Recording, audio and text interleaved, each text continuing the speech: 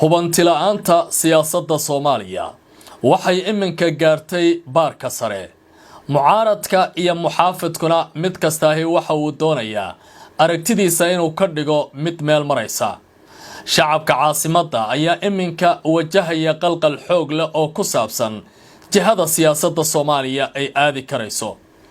maamul goboleedyada qaar ee la ologa ahaa dowladda Soomaaliya iminka waxay u muuqanayaan inay ka xarig furanayaan filla Soomaaliya. saacadihii la soo dhaafay waxaa soo baxay kala aragti doonashiyo u dhaxaysa Galmudug hogaamiyaheeda Axmed Cabdi Kaariye Qoorqoor iyo madaxweyne Xasan Sheekh Maxamuud dowladda oo hogaamiye ee filla Soomaaliya. dhinaca kale siyaasiyiin dowladda federaalka ee Soomaaliya la aragti ahaa oo la socday kana tirsan xubnaha baarlamaanka qaarkood ayaa maalinta ku xigta waxa ka degaya tareenka madaxweyne Xasan Sheekh xubno kala duwan oo aragtidiisa markii hore meel maranayay. hasaatee waxa la isweydiinayaa jihada siyaasadeed ee Soomaaliya. doodaha mucaaradku ay soo bandhigayaan ee ku salaysan in muddaxileedka madaxweynuhu uu 15 bishan uu ku dhamaanayo oo 8 maalmood oo kaliya ay naga xigaan. ra'iisul wasaaraha Soomaaliya Xamse Cabdi Barre oo isna hadlay waxa uu yiri waa in laga baaqsado aragtiyaha qalqal gelinaya amniga caasimadda oo ay gadaal ka riixayaan siyaasiyiin ku xiran buu yiri aragtiyo shisheeye oo aan Soomaaliya u danaynayn. haddaba 8 maalin kadib oo 15 bisha May ay ku eg tahay xagee u socotaa Soomaaliya. suuragal ma tahay in laga badbaado wax u dhigma badbaado qaran oo xilligii madaxweyne Maxamed Cabdullaahi Farmaajo ay Muqdisho martigelisay. madaxweyne Xasan Sheekh Maxamuud mucaaradka iyo isagu ma wada qaadan karaan aragti siyaasadeed oo dalka lagu badbaadin karo. khilaafka sii baahayana maxaa xal u ah? suuragal ma tahay in si fudud looga gudbo arrintan hubanti la'aanta ah ee doorashooyinka si caadiya loo wajaho. aragtida isdhaafsanayaan mucaaradka iyo muxaafidka Soomaaliyana maxaa lagu macnayn karaa xilligan oo Soomaaliya dowladnimadeeda lagu tilmaamayo mid aad u nugul oo jilicsan isla markaana kalsooni darridu ay aad u ballaaran tahay.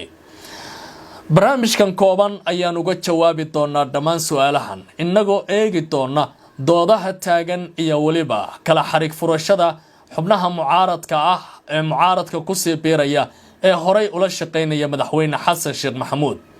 dooda Galmudug iyo waliba dowladda federaalka ee hadda taagan ay soo cusboonaatana halka ay ku dhamaan karayso ayaan si gaar ah barnaamijkan ugu faaqidayaa. soo dhawaada.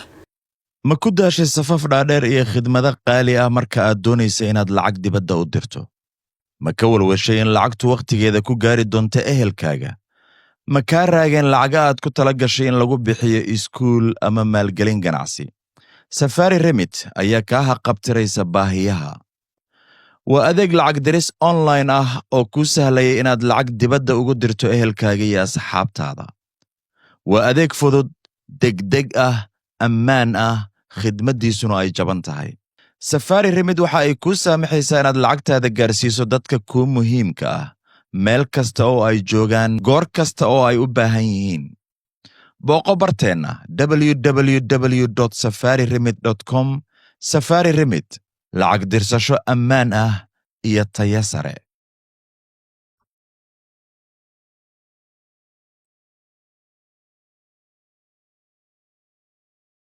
saacadihii la soo dhaafay karka siyaasadda Soomaaliya ayaa cirka isku shareeray kadib markii madaxweynaha maamulka Galmudug Axmed Cabdi Kaariye Qoorqoor uu ka hor yimid magacaabis ay samaysay dowladda federaalka ee Soomaaliya. arrintan ay dadka qaar ku tilmaamayaan inuu ahaa kala aragti doonashiyo muddo dheer hursana laakiin hadda banaanka u soo baxay. Qoorqoor ayaa ka hor yimid magacaabista taliyaha booliiska Galmudug dowladda Soomaaliya ay u samaysay Korneyl Maxamed Daahir oo horey uga tirsanaa saraakiisha sarsare ee booliiska ee ku sugnaa magaalada Muqdisho isla markaana ka soo jeeda maamulkaasi Galmudug. waxaana Qoorqoor uu amray ama uu soo saaray warqad kale oo dib ugu celinayo xilka ninkii laga qaaday oo ahaa gaashaanle sare Khaliif Cabdulle Maalin in uu xilkaasi sii joogo.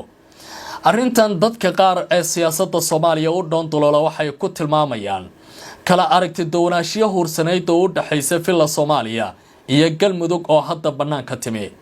qorqor waxa uu ka mid ahaa hogaamiyaasha aadka ula shaqeynaya madaxweyne xasan sheekh maxamuud dadka qaar waxay ku tilmaamayeen laba hogaamiye ee aan saaxiib ahayn balse dantu ay isku haysay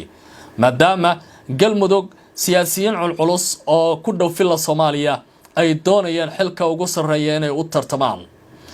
dadka qaar waxay ku fasirayaan diidmada qorqor in ay ku salaysan tahay in la soo gaaray 15 May oo ku aqbalay muddaxileedka madaxweyne xasan sheekh maxamuud ee uu ogol yahay dastuurka kumeel gaarka ah ee Soomaaliya kaas oo ah kii aysan waxba ka bedelin baarlamaanka hadda talada jooga hase ahaatee waxaa muuqanaya arrintan inay sidoo kale ku xiran tahay dood sidoo kale ay qabaan hogaamiyaasha maamul goboleedyada qaarkood oo ay horey ula wadaageen madaxweynihii talada laga tuuray ee maamulka koonfur galbeed Cabdilcasiis Xasan Maxamed Laftagareen iyo waliba hogaamiyaha hadda jooga maamulka Hirshabeelle Cali Guudlaawe oo isna la leeyahay aragtida siyaasadda ee filla Soomaaliya waa uu ku qasban yahay ee kuma qanacsana arrintan waxay u muuqataa haddii aan xal ka yimaado filla Soomaaliya la helin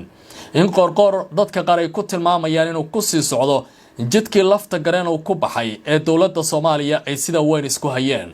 galmudug qudheeda siyaasiyiinta ee doonaya inay xilka qabtaan jagada sare u loolamaya ee qorqor ku fadhiya ayaan la ogeyn kaalinta arrintan ay ku yeelan karaan waxaana sidoo kale doodan ay imaanaysaa xilli Soomaaliya hubanti la'aan siyaasadeed oo xooggan ay ka jirto qaar ka mid ah xubnaha siyaasiyiinta ah ee madaxweyne xasan sheekh maxamuud ku dhawaa ayaa markii ay soo baxday doodan qorqor iyo filla Soomaaliya u dhaxeeya waxa ay bilaabeen qoraallo ka dhana madaxweynaha inay soo qoraan General Saadaq Umar oo loo yaqaan Saadaq John oo ka tirsan baarlamaanka dawladda Soomaaliya horeyna u soo qabtay xilal kala duwan oo amni oo ka mid yahay taliyaha qaybta booliiska ee gobolka Banaadir ayaa qoraal kooban uu soo qoray waxa uu ku yiri walle duqi xasan oo tala adduuntaada un maaha waad muujinaysa mucaaradnimo oo dawladda federaalka ee Soomaaliya xubin kale oo aad ugu dhaweyd oo siyaasad ahaan saameyn leh iminka uu ka degay gaariga horey madaxweyne xasan sheekh waxa uga tagay xubno uu ka mid yahay Cabdullaahi Maxamed Cali Sanbalolshe taliyay hay'adda nabad sugidda iyo sirdoonka qaranka haddana ah xildhibaan ka tirsan baarlamaanka Soomaaliya Cabdiraxmaan Odowa oo ah xildhibaan baarlamaanka Soomaaliya ka tirsan sidoo kalena ahaa xogaye xisbiga madaxweynaha ee JSP haatan ka mid ah xubnaha baarlamaanka ee madaxweyne xasan sheekh maxamuud ka soo horjeeda ra'iisul wasaaraha dawladda federaalka ee Soomaaliya Xamse Cabdi Barre oo isna maanta ka hadlay shir ay isugu yimaadeen golaha wasiirada waxa uu dhaliilay aragtida mucaaradka ee ku dhisan buu yiri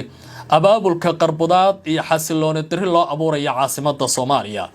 hase ahaatee aragtidaasi mucaaradka oo kaliya kuma koobin in ay ka dambeeyaan oo waxa uu yiri waa aragtiyo dalal shisheeye ay Britaaneeyaan oo mucaaradka soo dhaxmaraya shacabka Muqdisho ayuu ugu baaqay in ay qaataan talo wanaagsan oo amniga caasimadda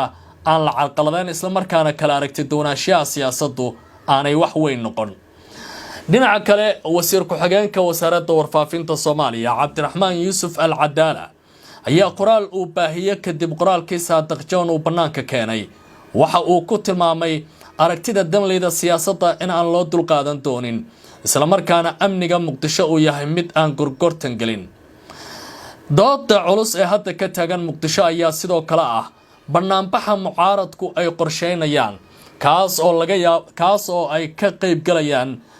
mas'uuliyiin hore u soo qabtay xilalka ugu sarreeya dalka sida madaxweynaha ra'iisul wasaaraha iyo xubnaha kala duwan oo hore qayb uga ahaa golayaasha dawladda federaalka ee Soomaaliya 15 May waa maalin u calaamadaysan Soomaalida waa maalin madaxweyne xasan sheekh maxamuud muddaxileedka la isla ogol yahay uu ku eg yahay